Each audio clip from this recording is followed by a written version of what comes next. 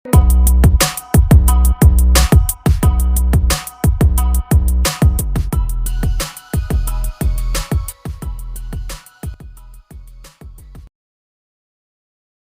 akan bahas tentang uang. Ada pertanyaan yang bagus. Saya sehari 20.000, kos 350.000. Caranya gimana bisa jadi kaya? Berarti kan kalau 20.000 satu hari dikali 30, 600.000. Kos-kosan 350.000. Berarti sisanya hanya 250.000. Gimana bisa kaya? Bisa. Saya kasih ilmunya. Oke? Ada 3 ilmu yang wajib Anda kuasai kalau Anda mau kaya. Tonton sampai akhir ya, karena di akhir saya akan kasih ilmu luar biasa untuk membuat Anda tambah kaya. Oke, nah, pertama kita harus samakan persepsi kaya dulu. Kalau ada orang bilang kekayaan sama dengan uang, bisa jadi Anda salah. Karena ada banyak orang yang punya banyak uang masih tetap merasa miskin. Tapi sebaliknya, ada orang yang uangnya nggak terlalu banyak, tapi merasa dirinya sangat-sangat berlimpah, bisa berbagi, bisa bersedekah, tidak takut kehilangan uang. Ada orang susah, mau dibantu. Sementara ada orang yang kaya raya, duitnya banyak, ada orang yang susah, takut banget untuk membantu. Jadi kaya ini konsepnya kita samakan. Menurut saya, kekayaan adalah jika semua uang yang Anda miliki tidak ada, yang tersisa adalah kekayaan Anda.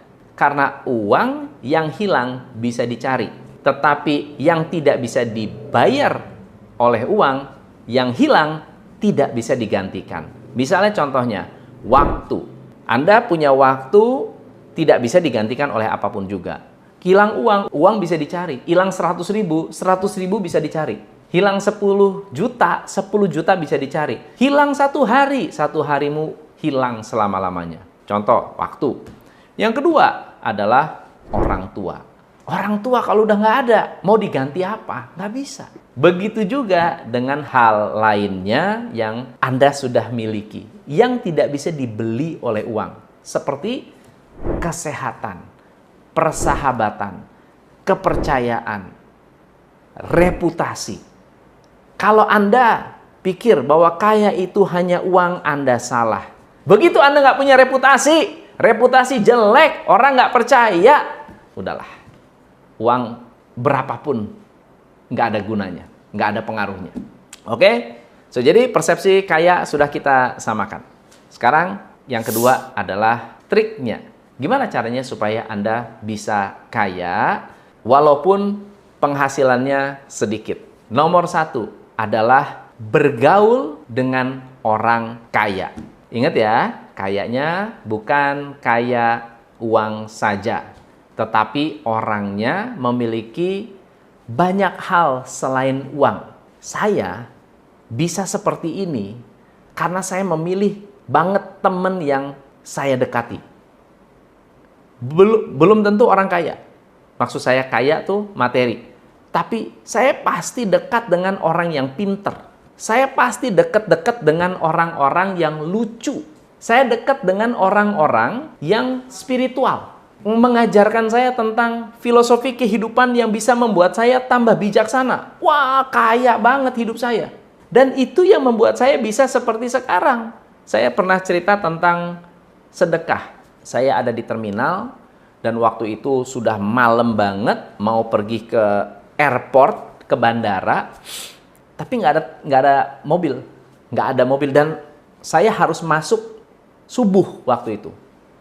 Kalau nggak masuk, uang hilang, karena waktu itu gaji saya kecil sekali.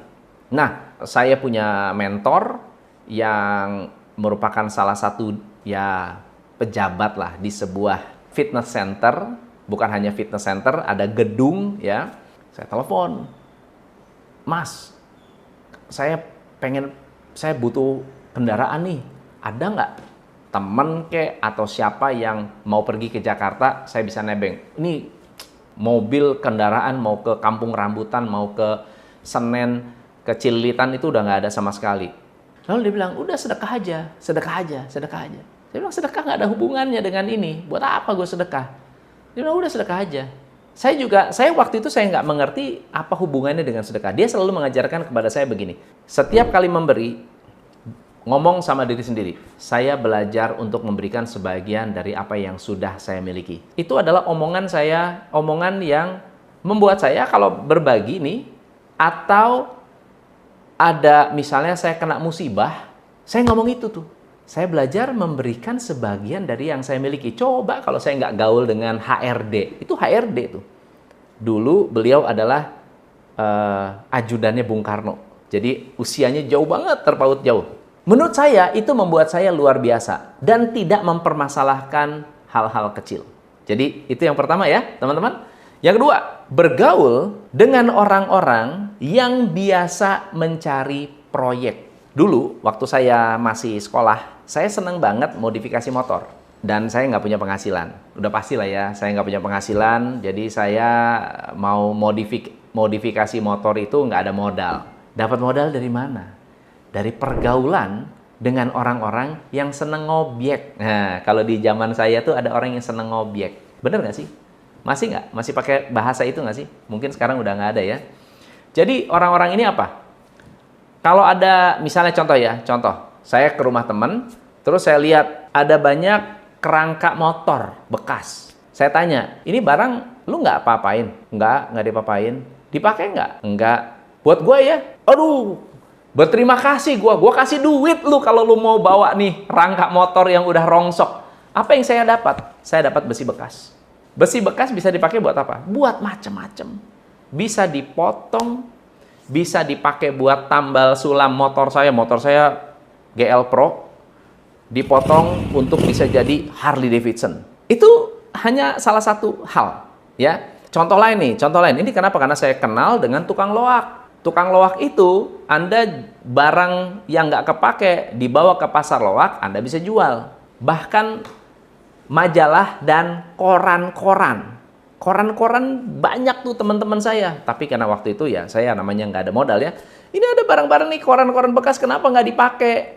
Nggak ada. Mau diapain? Mau dibuang? Jangan dibuang, kasih gua aja. Saya bisa jadiin duit itu.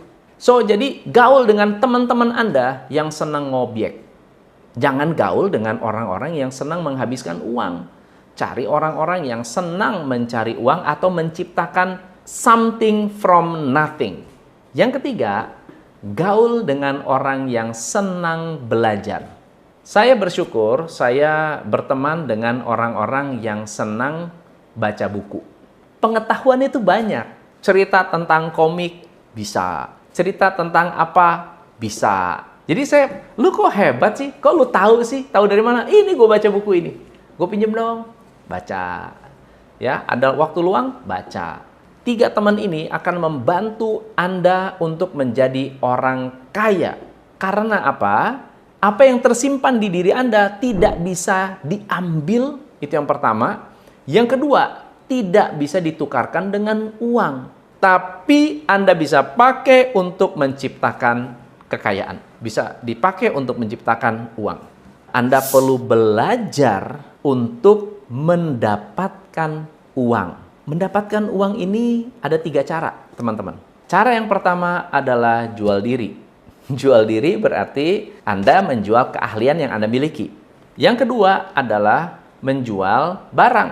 Menjual barang itu apa? Menjual barang yang bersifat komoditi. Artinya kalau orang butuh air, saya jual air, saya dapat uang. Kalau ada orang butuh makanan, saya jual makanan, saya dapat uang. Itu barang, ya. Nah, faktor yang ketiga nih, yang biasanya jarang dipikirkan atau jarang dilakukan oleh banyak orang, yaitu menjual kepercayaan. Menjual diri, gampang karena diri Anda kelihatan. Betul ya? Menjual barang, barangnya kelihatan. Menjual kepercayaan, ini adalah sesuatu yang luar biasa. Kenapa? Karena uangnya tidak terbatas. Tetapi resikonya juga tidak terbatas. Karena ketika kita tidak lagi dipercaya, sejuta alasan tidak ada gunanya. Kalau Anda dipercaya, satu kata pun tidak dibutuhkan. Kalau Anda dipercaya, Tom, lo mau apa? Saya mau bikin bisnis ini. Perlu dijelasin nggak? Nggak. Nggak usah dijelasin, lu nggak usah ngomong, gue udah percaya. Kalau udah dipercaya kayak gitu, teman-teman. Tapi kalau nggak dipercaya, bro, gue butuh 100.000. Buat apa? Buat sekian. Kapan balikinnya? Wah, banyak ceritanya. Anda ngomong sengalor ngidul apapun, Anda nggak bisa dipercaya lagi. Menjaga uang. Anda boleh punya banyak uang, nggak bisa menjaga, uangnya hilang. Kalau Anda tahu cara menjaga uang, berarti Anda tahu dari mana uang itu datang dan kemana uang Anda pergi. Berarti Anda tahu nih, berapa uang Anda, uang kecil Anda itu tercatat. Uang Anda larinya kemana, Anda tahu. Ini akan membuat Anda lebih yakin dan lebih mantep ketika memiliki uang yang lebih besar. Dan yang terakhir, teman-teman, tahu ilmu cara mengembangkan uang. Karena ketika Anda sudah punya uang, ada 3 cara mengembangkan uang. Yang pertama, dengan berbisnis. Yang kedua adalah dengan memberikan uang Anda ke orang tua atau dengan membahagiakan orang tua. Yang ketiga adalah dengan bersedekah atau berbagi.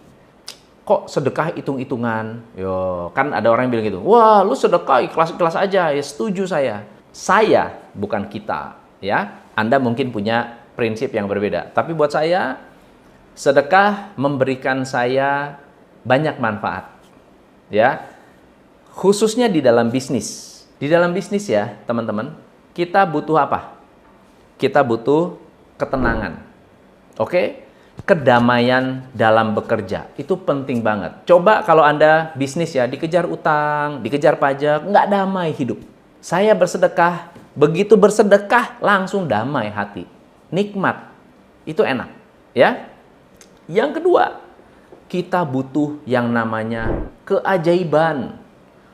Saya nggak ngerti apakah ini karena sedekah atau bukan, tapi anehnya setiap kali saya bersedekah, saya menerima banyak keajaiban. Ya, banyak banget, bukan 1-2, banyak banget. Banyak cerita tentang keajaiban yang saya terima berhubungan dengan sedekah. Mungkin Anda pernah mengalami, tulis komen di bawah ini. Yang ketiga, dalam berbisnis, kita butuh dukungan. Kalau saya baik sama karyawan, saya pasti dapat dukungan dari karyawan.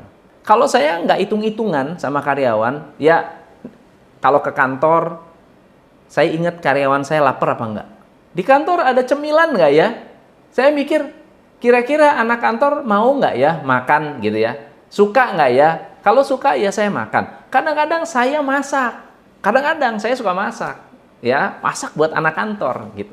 Saat saya lagi pikir, wah ini anak-anak saya pas punya waktu, pas ada bahan-bahan makanannya, saya masak. Jadi pagi-pagi anak kantor datang ada sarapan.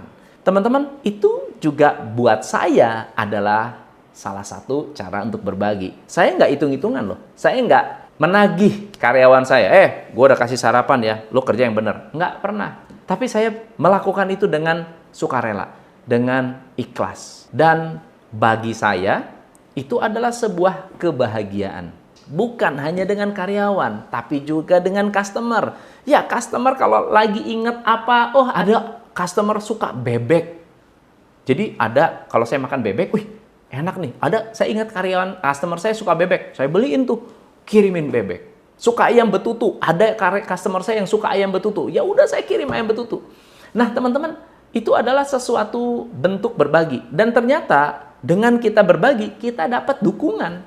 Buat saya, bisnis kalau dapat 3, wah, amanlah. 1, hati yang damai. 2, dapat keajaiban. Yang ketiga, dapat dukungan. Ngomong-ngomong, kalau ada customer yang membeli produk Anda, menurut Anda karena produk Anda hebat, atau sebetulnya Anda mendapat berkat keajaiban dari Tuhan. Tuhan membawa customer itu datang ke pintu Anda, membeli, menukarkan uangnya dengan produk Anda, suka nggak suka, laku nggak laku, itu adalah sebuah keajaiban. Itu bukan karena strategi. Walaupun strategi juga mendukung. Karena ada barang yang udah murah, enak, ada di lokasi yang bagus, tapi nggak laku. Kenapa? Gagal menerima keajaiban. Tidak dapat dukungan. Akhirnya hati nggak damai, nggak tenang. Dan buat saya, 3 hal itu pun merupakan kekayaan. Semoga apa yang kita bahas hari ini bisa menjawab dan bisa memberikan solusi supaya uang yang 20.000 bukan hanya dapat 20.000, 600.000, tapi bisa berlipat-lipat ganda.